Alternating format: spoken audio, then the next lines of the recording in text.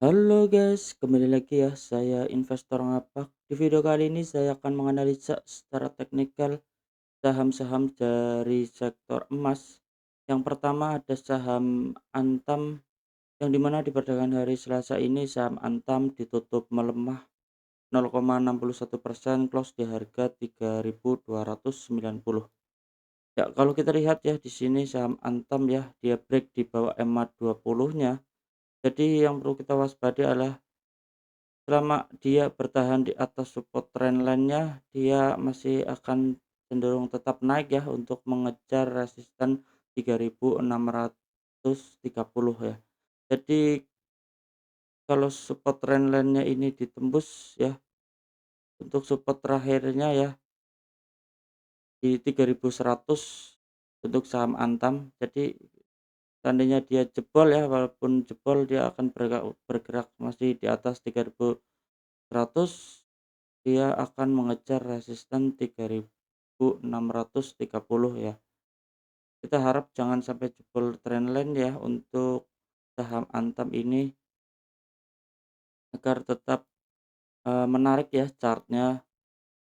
Kalau kita lihat di sini ya, kalau sampai jebol ada kemungkinan dia akan lanjut turun untuk mengejar support di 2.800 ya. Tapi kita bisa pantau aja ya, untuk kalau dia terjadi rejection di garis trendline ini, ada kemungkinan besar dia akan mengejar resisten 3.630 untuk saham Antam. Kita coba lanjut untuk saham yang berikutnya, ada saham AMMN, yang dimana di perdagangan hari Selasa ini saham AMMN ditutup melemah tipis ya, 0,33%, close di harga 7.675. Kalau kita lihat secara teknikal ya, seperti yang saya bahas beberapa kali, bahwa di sini ada support 7.467 ya, di area EMA 20-nya ya, ternyata hampir menyentuh dan dia ditarik naik ya di perdagangan ini. Jadi ada kemungkinan dia akan melanjutkan kenaikannya ya, karena dia udah valid ya, menembus resisten trendline-nya, dia turun ke area support ya, mantul, ada kemungkinan besar dia akan melanjutkan kenaikannya ya. Kita bisa pantau untuk perdagangan besok ya. Kalau dia dibuka menguat ya, hijau candlenya, berarti dia valid membentuk swing low di area supportnya. Ada kemungkinan besar dia akan melanjutkan kenaikannya kembali untuk saham AMMN. Kita coba lanjut untuk saham yang berikutnya, ada saham Arci, yang dimana di perdagangan hari ini saham Arci ditutup melemah 4,33%, close di harga 1.325. Ya, kalau kita lihat ya, ternyata saham Arci melemah dan dia break di area supportnya ya. Jadi selama support ini tidak ditembus, dia akan melanjutkan kenaikannya ya. Tapi seandainya untuk perdagangan besok dia dibuka jebol ya, seandainya dia jebol dari area supportnya, ada kemungkinan besar dia akan mengejar support berikutnya di area 1.100 ya. Kalau secara Fibonacci, kalau kita lihat juga di 1.100 juga bertepatan dengan support trendline ya di area tersebut di 1.100. Jadi kita bisa pantau dulu ya, yang belum punya barang jangan buru-buru masuk, kita bisa pantau dulu untuk perdagangan besok di hari Rabu. Kalau dia ada jebol support, kita bisa tunggu ya di area-area support berikutnya di 1.100 dan juga support 925 ya. Jadi jangan buru-buru masuk di saham Arci. Tapi disclaimer, analisa kembali. Coba lanjut untuk saham yang berikutnya, ada saham BRMS ya, yang dimana di perdagangan hari Selasa ini BRMS ditutup melemah 0,53%, close di harga 960. Ya, kalau kita lihat ya, di sini juga masih membentukkan retracement ya untuk mengejar supportnya ya. Kalau kita lihat di sini support terdekat di 905. Jadi kita bisa pantau di area tersebut.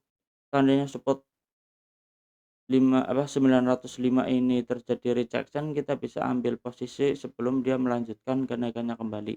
Kalau kita lihat di sini juga ada support berikutnya ya di 715 untuk saham RMS, yang di mana support 715 juga bertepatan dengan, area gap ya. Kalau kita lihat di sini ada gap yang belum ditutup ya, di sini ada gap,